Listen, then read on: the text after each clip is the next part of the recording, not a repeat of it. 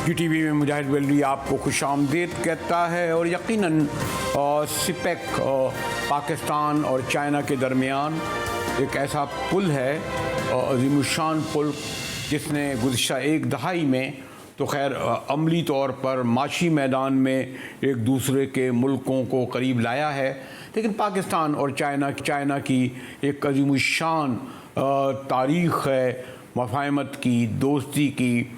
उसे हिमालय से बुलंद कहा जाता है और यकीनन जब भी कोई कड़ा वक्त आया तो चाइना हमारे साथ था।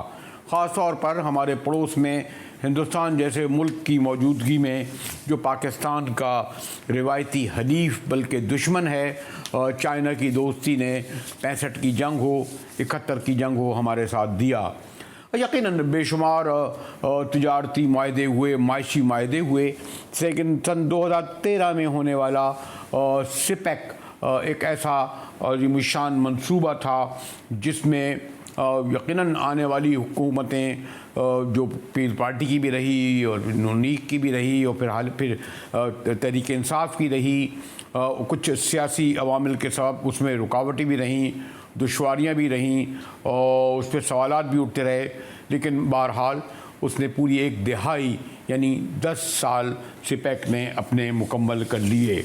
और ये जो 10 साल मुकम्मल किए, इसमें कोई इनिशियली ये $54 बिलियन का मंसूबा था। जी हाँ, $54 बिलियन का, और उसमें मुख्तलिफ जहतें थीं, लेकिन बराह रास्त सरमायाकारी जो है वो $25 अरब की होनी थी, ख़ास तौर पर पाकिस्तान के इंफ्रास्ट्रक्चर में और फिर एनर्जी सेक्टर में।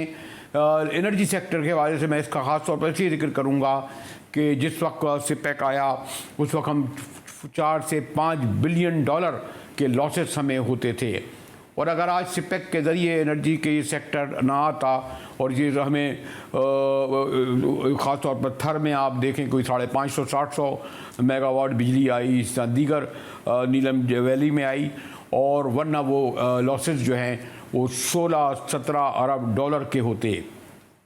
वो मैं इसकी तफसील में नहीं जाऊंगा कि क्या क्या हमारी गलतियां और ख़ामियां हुई कि दोस्त मुल्क चाइना यहाँ और उसके बहुत ही इंतहाई अहम सीनियर क़यादत मौजूद है। बदकिस्मती देखिए कि दुश्मन ने एक और वार किया, यानी उनकी आमद से सिर्फ 24 घंटे पहले एक बड़ा खौफनाक धमाका हुआ, पैगाम सिग्नल था, लेकिन अल्हम्दुलिल्लाह ना तो इस दौरे में कोई रिकॉर्ड पड़ी, और इस वक्त भी मैंने कहा ना कि सेकंड फेज़ के लिए जो है आज कई मुआहदों पर दस्तखत हुए। सिपेक के बारे में मैंने जैसे कहा कि कुछ तनाज़ात भी हैं, कुछ सवालात भी हैं। मैंने रहमत दी है सिपेक पे बड़ी गहरी नज़र रखते हैं हमारे शकील रामे साहब। शुक्रिया शकील। और अब 10 साल हो गए, हमें कहा गया कि ये एक गेम चेंजर साबित होगा पाकिस्तान के लिए, लेकिन अमूमी ये ख्याल पाया जाता है कि बड़े बड़े ऐसे काम तो हुए एनर्जी सेक्टर में या इसके इंफ्रास्ट्रक्चर में या दीगर शोबाजात में, एग्रीकल्चर में, लेकिन उसके समरात आवाम तक नहीं पहुँचे। यानी वो जो गेम चेंजर था वो पाकिस्तान के अवाम की ज़िंदगियों में कोई तब्दीली नहीं लाया। ख़ास तौर पर जो गवादर की जो चाइना से जो सड़क बननी थी तो कोई 300 किलोमीटर लंबी थी, और मैंने कहा कि $25 अरब का बराह रास्त इन्वेस्टमेंट भी आया, लेकिन ये मुख्तलिफ़ शोबों में अगर हम देखें, रेलवे हम देखें, इरिगेशन देखें, हम चलें PIA छोड़ दें, वापडा वगैरह भी छोड़ देते हैं, लेकिन एनर्जी में भी है कि 6000 मेगावाट का आज भी हमें जो है वो लॉसेस हैं, जबकि बिजली हमें कितनी महंगी लेनी पड़ रही है।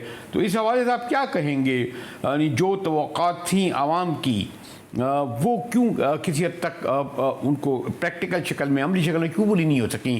रामे साहब, 2014 में जब सीपैक आया 13-14 में, तो उस वक्त जो हमारा एक डॉक्यूमेंट गवर्नमेंट ने पब्लिश किया प्लानिंग कमीशन ने, इलेक्ट्रिसिटी लोड शेडिंग की वजह से हमें पर ईयर $4 to $5 बिलियन का नुकसान हो रहा था, जिसकी वजह से हमारे मुल्क से इंडस्ट्री शिफ्ट हो रही थी। इसके बाद यानी कि अब सीपैक आया तो हमें वो शॉर्टफॉल मैनेज करने की हमें इसमें काफ़ी हद तक मदद मिली। अब सर उस पर जब हमने स्टडी किया तो देखा जो 2014 में 4 to 5 बिलियन था, अब अगर हमारे यहाँ सीपैक के प्रोजेक्ट ना लगे होते एनर्जी के तो अब क्या सिचुएशन होती 2022-23 में। तो सर फिगर जो आ रहा था वो ये बता रहा था कि हमारी जो कि पर ईयर जो लॉस होना था 15 से 20 बिलियन यूएस डॉलर का होना था। क्यों? लॉजिकल, 2014 में हमारी जो आबादी थी टोटल वो 188 मिलियन थी और 2022 में जाके 223 मिलियन हो गई, 30 मिलियन हो गई। ये नंबर एक। नंबर दो, 2014 में हमारी जो पर कैपिटा कंजम्पशन थी इलेक्ट्रिसिटी की वो 431 किलोवाट पर आवर थी, 2022 में जाके ये 644 हो गई, यानी कि पर कैपिटा कंजम्पशन बढ़ी, पॉपुलेशन बढ़ी। अब इमेजिन करें अगर इन सारा कुछ बढ़ने के बावजूद हम इसको सस्टेन कर रहे हैं और इस लॉस को कर रहे हैं तो क्या हमारे लिए फायदे के लिए नहीं है कि या हम इसमें ना करते इन्वेस्टमेंट तो आज हमें 15 से 20 बिलियन डॉलर पर ईयर नुकसान हो रहा होता सिर्फ इलेक्ट्रिसिटी की वजह से। नंबर एक। नंबर दो, आपने सर मोटरवे की बात की तो इसके अंदर जो प्रोजेक्ट है इसके अंदर सर 585 किलोमीटर डिफरेंट किस्म की जो रोड इंफ्रास्ट्रक्चर बना। उस वक्त जब ये सीपैक आया था तो 2012 में एक स्टैंडिंग कमेटी की रिपोर्ट थी, उसके मुताबिक पाकिस्तान को 1.2 बिलियन यूएस डॉलर चाहिए था अपना रोड इंफ्रास्ट्रक्चर को रिहेबिलिटेट करने के लिए। हमारा रोड इंफ्रास्ट्रक्चर खराब हो गया था। क्यों? हमने नेटो के ट्रॉलर्स को दी थी जो इसके एक्सेस दी थी, सप्लाई लाइन दी थी और हमारे रोड उस म्यार के नहीं थे कि नेटो के ट्रॉलर्स को जो इनके सस्टेन कर सकते, और कोई हमारा दोस्त मुल्क पाकिस्तान में इन्वेस्ट करना नहीं चाह रहा था। उस वक्त भी चाइना ने आके ये इंफ्रास्ट्रक्चर में हमारी हेल्प आउट किया। अब देखिए, अब तीसरी चीज जो आपने बात कर रहे थे कि हमारी इकोनॉमिक सिचुएशन, लेकिन सेकंड फेज जो थी वो सारी की सारी इंडस्ट्रियलाइजेशन और एग्रीकल्चर पे डिपेंड करती थी। हमें चाहिए था कि हम पहले 5 साल लगा के जी जान से स्पेशल इकोनॉमिक जोन्स बनाते हैं। स्पेशल इकोनॉमिक जोन बन जाते तो अभी इंडस्ट्री आना शुरू हो जाती पाकिस्तान में। जब इंडस्ट्रियलाइजेशन का प्रोसेस होता तो हमारी इकोनॉमी बहुत बेहतर होती, हमें किसी के पास जाने की जरूरत ना पड़ती। इसी तरह एग्रीकल्चर पे कॉर्पोरेशन चल रहा होता जिसको हमने एक्सपेडिएट कर लेते तो अभी हमें दोबारा SIFC बनाने की जरूरत ना पड़ती, क्योंकि उसमें सारी वो लवाजमात थे सीपैक कॉर्पोरेशन में जो SIFC में है, बल्कि कुछ ज्यादा लवाजमात थे। मतलब SIFCS में तो ये रिसर्च की बात नहीं करते। सीपैक के अंदर चाइना ने कमिट किया था कि वो हमें 9 डिफरेंट किस्म की रिसर्च इंस्टीट्यूशंस बना के देगा एग्रीकल्चर से रिलेटेड, हर इलाके के लिए अलग, मतलब एरिड का अलग है, मैदानी का अलग है, पहाड़ी का अलग है। तो हम उसको कैपिटलाइज नहीं कर सके। क्यों कैपिटलाइज नहीं सर हम कर सके? इसके कुछ सीधा मसाइल थे। नंबर एक, हमारे चेन ऑफ कमांड का बहुत फकदान है। हमें समझ, अब एक हर डिपार्टमेंट है, मिनिस्ट्री है, वो कहता है जी मैं ही चौधरी हूँ सारी की सारी सीपैक का, बाकी तो ए नहीं है। इसकी टग ऑफ वार चल रही है। नंबर दो, हमारी लिप सर्विस पे बहुत यकीन है, बातें बहुत करते हैं मगर जो काम एक्चुअल करने वाला है वो नहीं है। गवर्नमेंट को देखें, चाहे ये गवर्नमेंट हो चाहे पिछली गवर्नमेंट हो, हमारी गुफ्तगू हमारी जारी रहेगी। मिलते हैं एक ब्रेक के बाद।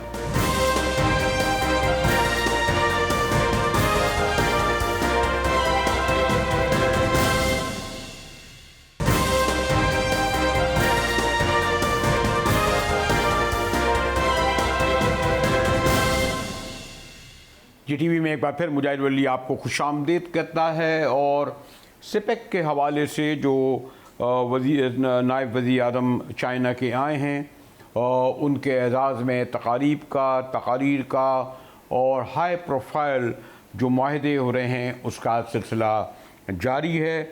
और एक ऐसे वक्त में मैंने कहा ना कि कल होने वाला जो गुज़िश्ता धमाका हुआ उसके ज़रिए हमारे दुश्मनों ने, रिवायती दुश्मनों ने पैगाम देने की कोशिश की, लेकिन पाकिस्तान और चाइना के दरमियान इतने मजबूत गहरे ताल्लुक़ात हैं कि इस तरह के धमाके, इस तरह की मुखालफतें, दुश्मनियों से कोई फ़र्क नहीं पड़ेगा। इस वक्त भी जब गुफ्तगू मैं कर रहा हूँ तो बड़ी शानदार पुरवकार तकरीब जो है वो कन्वेंशन सेंटर में जारी है। हमारी गुफ्तगू सिपेक पर बड़ी गहरी नज़र रखते हैं मोहतरम शकील रामे साहब, उनसे जारी है।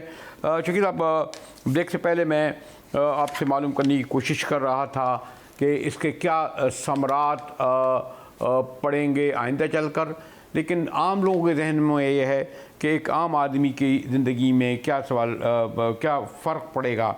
मतलब अब सॉरी टू से अब हर चीज़ चीन तो नहीं करेगा, लेकिन आम आदमी तो पूछेगा कि हमारा शहरी देख लें बदतरीन शहरों में आता है, पेट्रोल महंगा है, डॉलर महंगा है, महंगाई 29% है, फिर ये जो हमारे जो पब्लिक सेक्टर के इदारे हैं ये अलग बोझ बने हुए हैं। यानी कोई इस तरह की मनसूबाबंदी क्यों नहीं हो सकी? शायद इसका सबब यह है कि हमारे यहाँ एक हुकूमत के बाद दूसरी हुकूमत आती है, उसकी पॉलिसियाँ यकतरफा होती हैं, प्राइवेटाइजेशन के हवाले से, इन्वेस्टमेंट के हवाले से। जी सर, चेंज यहाँ ही आपको एनर्जी की उसने चेंज कर दी, बेसिक इंफ्रास्ट्रक्चर बना दिया। दूसरी चेंज आनी थी जब आपने स्पेशल इकोनॉमिक जोन्स बनाने थे।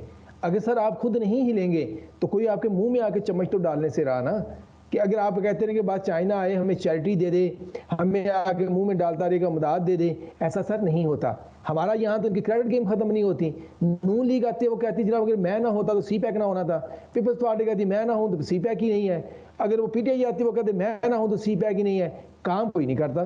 जब पंजाबी की कहावत है सर कि गली बाती मैं बड़ी तो करतूती मेरी माँ। इनके सर किसी को काम करने की जो चीज़ है असल में वहाँ फोकस रखना है। इनका कहाँ फोकस है? तकरीरें करना, एडवोकेसी इवेंट ऑर्गेनाइज करना, इस तरह की चीज़ें करना। सर जी गवर्नमेंट के काम नहीं होते। गवर्नमेंट का काम होता है कंक्रीट पॉलिसी लाना और उसको इंप्लीमेंट करना।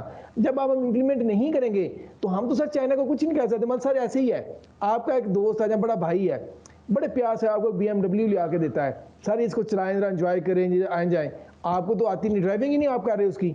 आपके लिए तो साइकिल से भी बुरी है क्योंकि आप उससे चला ही नहीं सकते। सर ये डिपेंड करता है कि हमारी एब्जॉर्प्शन कैपेसिटी हमने कैसे बढ़ानी थी, हमने इंस्टीट्यूशनल मैकेनिज्म कैसे सही करने थे जो हमें हेल्प आउट करते। अगर हम नहीं करेंगे तो सर हमें कोई चीज़ हेल्प आउट नहीं कर सकती। नहीं, वो आपका कहना बिल्कुल बजा है और उसमें कतई तौर पर हम कोई जिम्मेदारी या कसूरवार अपने दोस्त मुल्क चाइना को नहीं डालेंगे।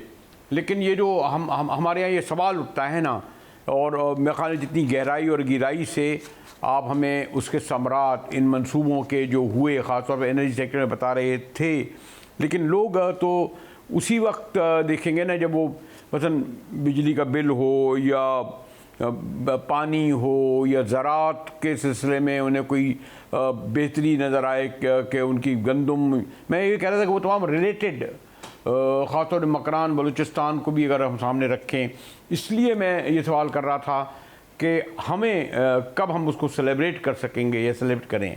मैंने आपको फिगर दिया, अगर सी पैक के अंडर एनर्जी प्रोजेक्ट ना चल रहे होते सर इस वक्त में 15 से 20 बिलियन, सर इमेजिन करें US डॉलर की हमें नुकसान हो रहा होता है। क्या हमारे इकोनॉमी सस्टेन कर सकती है? हमें तो 1 मिलियन के लिए हमें IMF के सामने नाक रगड़ने पड़े, लिटरली में नाक रगड़नी पड़ी। उसने यानी हर अपनी शर्त बनाई। अब इमेजिन करें 15 से 20 बिलियन डॉलर हमारा जा रहा होता तो हम कहाँ खड़े होते? एक चीज़। फिर सर सी पैक ने 1,92,000 जॉब्स दी डायरेक्ट। इसके अलावा 100 SMEs ने इससे बेनिफिट किया जिसकी वजह से और जॉब्स क्रिएट हुई। इस तरह से और बहुत देखे फिर चाइनीज़ कंपनी जो थी उन्होंने 1000 के हिसाब से लोगों की कैपेसिटी बिल्ड की और स्किल डेवलपमेंट के प्रोग्राम किए। फायदा हमें हुआ है, मगर ये है कि इसको exponentially as a bigger picture पे लेके आने के लिए हमें स्पेशल इकोनॉमिक जोन को सेटल करना था, हमें एग्रीकल्चर कॉपरेशन को एनहेंस करना था। उसके लिए ज़रूरी था हमारे इंस्टीट्यूशनल मैकेनिज्म ठीक होते, हम कैरेट गेम से बाहर निकलते, हमारी स्ट्रॉन्ग सेंट्रल बॉडी होती। अब इसकी मिसाल ले लें, जो हमारा इसकी हम मिसाल देते हैं एटॉमिक एनर्जी की, वो कैसे सक्सेसफुल हुआ? आपने उसको इम्यून कर दिया ना सारी इंटरफेरेंस से। आपने कहा एक इंस्टीट्यूशन चलाएगा वो इसका जिम्मेदार है। यहाँ तो सर आप सी पैक को आप शुरू हो जाएं, आपको एक काउंसलर से लेके यानी कि एक प्राइम मिनिस्टर कहता है जी मेरी वजह से ही है, और हर बंदा इंटरफेयर कर रहा है हर लेवल पे। सर इस तरह चीज़ें नहीं होंगी। लेकिन आप नहीं समझते कि एक अच्छे जो प्रोजेक्ट है उसकी अच्छी बात ये थी और है कि मसलन अगर हमारे अमेरिका से भी बहुत ताल्लुकात रहे, लेकिन बहरहाल इतनी बड़ी तादाद में अमेरिकन नहीं आए, लेकिन ये जो दोस्ती और जो ताल्लुक़ था उसके सबब हम ये देखते हैं कि जी उनको भी एक लिहाज से फ़ायदा तो हुआ क्योंकि जो उनका प्राइवेट सेक्टर बहुत बड़े पैमाने पर यहाँ आया। फिर साथ साथ अगर हम ये देखते हैं कि उनके फिर 12 लेबर भी उनकी आई स्किल्ड, जिससे हमारे लोगों को सीखने का मौका मिला। और इसीलिए हम ये एक्सपेक्ट कर रहे हैं या कर रहे थे या अभी भी करेंगे कि जो 10 साल गुजरे हैं ये कोई बेहतर तब्दीलियाँ मुस्तक़बिल में चल कर ला सकें। देखिए मैं आपको वही बात बता रहा हूँ, अगर बिजली को निकाल दें आपकी सिचुएशन में होते इस वक्त, या अगर उस वक्त आपका 7-8 हज़ार मेगावाट का लॉस हो रहा था, अब आपकी पॉपुलेशन भी बढ़ गई, आपकी पर कैपिटा कंजम्पशन भी बढ़ गई, आपका 15 मिलियन कितने मेगावाट का 15,000 मेगावाट का लॉस हो रहा होता, यानी कि शॉर्टफॉल होता, तो आप किस जगह मुल्क खड़ा होता? आपकी मुल्क की बैंड बच चुकी होती। एक चीज़। दूसरा सर चाइनीज़ कंपनी ने जो किया हम तो उनको अभी तक पेमेंट भी नहीं कर रहे, जो सारे का सारा एनर्जी में है, हम सर्कुलर डेट में उनके पेमेंट फंसा के बैठे हुए हैं। हम उनकी पेमेंट कहाँ कर रहे हैं मुझे बताएं ना। सर उसके बावजूद चाइनीज़ कंपनी सस्टेन कर रही हैं और हमारी एनर्जी के लिए कंट्रीब्यूट कर रही है। एक चीज़, दूसरा ट्रांसमिशन लाइन सर जो है केवी की हैवी के जब पड़ी है मटियारी लाहौर, ये हमें कितनी ज़रूरत थी आपको पता है? कुछ साल पहले हमारा एक लाइन एक ही होती थी, जिसकी वजह से लाइन खत्म हुई तो हमारा पूरा पाकिस्तान डूब गया था अंधेरे में। हमें अल्टरनेटिव चाहिए था, एफिशिएंसी बढ़ाने की चाहिए था। सर फायदे बहुत है, अब उसको नीचे तक लेके आना ये हमारी स्टेट की जिम्मेदारी है। स्टेट का खुद के साथ देखें ना, स्टेट का क्या है, इधर से पैसे मांग रहे हैं, उधर से 200 नई गाड़ियां 1.5-2 करोड़ की लेके दे रहे हैं। इधर कह रहे हैं मुल्क लुट गया, उधर जाके 100 बंदे का ये बना रहे हैं, कैबिनेट बना रहे हैं। इधर कहते हैं ये हो गया, उधर जाके अपने शाहाना खर्च खत्म नहीं होते। अब हर पार्टी को देख लें, दूसरे पे ब्लेम कर रहे हैं, खुद कुछ नहीं कर रहे, प्रोटोकॉल वही ले रहे हैं। तो सर जब तक इनकी आदतें ठीक होंगी तो चाइना तो आके हमारे मुंह में तो नहीं डालेगा। उसने बना दिया इंफ्रास्ट्रक्चर, अब चलाना आपका काम है, बेनिफिट करना आपका काम है। बड़ी खुशाइन बात है कि गालिबन खुसूसी तौर पर जब 10 साल से पैक को हुए तो उनके नायब वज़ीर आज़म एक हाई प्रोफाइल वफ्द के साथ यहाँ आए और जहाँ उन्होंने जो पिछले 10 साल में जो हमारे मंसूबे थे उनको कंसीडर किया। वहाँ मुस्तक़बिल के हवाले से भी मैं देख रहा था कि मुफ़ाहमती याददाश्तों पर हुई। तो जो यकीनन एनर्जी सेक्टर में जैसे आपने ज़िक्र किया कि इसी तरह रहा तो कोई वक्त आएगा कि हम गुज़र जाएंगे। ये जो लोड शेडिंग है, बिजली की कमी है, एनर्जी क्राइसिस है ख़ास तौर पर। सर सेकंड फेज़ में तो हम 2022-23 से जा चुके हैं, बिल 22 से शुरू हो चुका है ऑलरेडी हमारा ना। अब डिपेंड करता है कि आया इन्होंने अपनी गलतियों से सीखा है कि या इन्होंने यही इसका ड्रामेबाजी चलनी है। अगर तो सर यही ड्रामेबाजी गई, तकरीरें करते रहना, बड़ी बड़ी बातें करते रहना, जो स्पेशल इकनॉमिक जोन बनाने वाले उस पर काम नहीं किया, जो एग्रीकल्चर का या सेंट्रलाइज बॉडी बनाने पे काम नहीं किया, तो सर फिर 10 या 20 साल भी बात होगी तो हम ऐसी बातें कर रहे होंगे। बात यह है कि इनको रियलाइज़ करना है कि आपको एक स्ट्रॉन्ग सेंट्रलाइज बॉडी की ज़रूरत है जो स्पेशल इकनॉमिक जोन्स को चलाए। अगर आप नहीं कर सकते तो फिर आप बातें करेंगे। शुक्रिया शकील रामे साहब। आपने देखा कि रामे साहब को बड़ा सिपेक के हवाले से जब मैंने कहा था कि जी इस उमूर पर गहरी नज़र रखते हैं, एक्सपर्टीज़ हैं, अथॉरिटी हैं, और उनकी गुफ्तगू से आपको अंदाज़ा भी हुआ होगा कि ये अगर कुछ कोताहियाँ, कुछ खामियाँ रही हैं तो ये हमारे मुल्क के जो अंदरून निज़ाम रहा या हुक्मरानों का तर्ज़ हुक्मरानी रहा उसका सबब तो हो सकता है। लेकिन चाइना को बहरहाल हमें इस एतबार से एक काबिल एतमाद दोस्त की हैसियत से खराज तहसीन पेश करना चाहिए कि उसमें कोई फ़र्क नहीं आया। चलते हैं एक ब्रेक की जानिब। और मैंने आपसे ज़िक्र किया कि सिपेक के हवाले से कि जब ये एक तकरीब होने जा रही थी उससे सिर्फ 24 घंटे पहले बाजोड़ में एक बहुत बड़ा धमाका होता है। 50 के करीब लोग कहते हैं जी शहादतें हुई हैं, सैकड़ों ज़ख्मी हैं, और यही एक पैगाम था कि इसको सबूताज किया जाए, जो बहरहाल नहीं होना था, ना हुआ। मिलते हैं एक ब्रेक के बाद।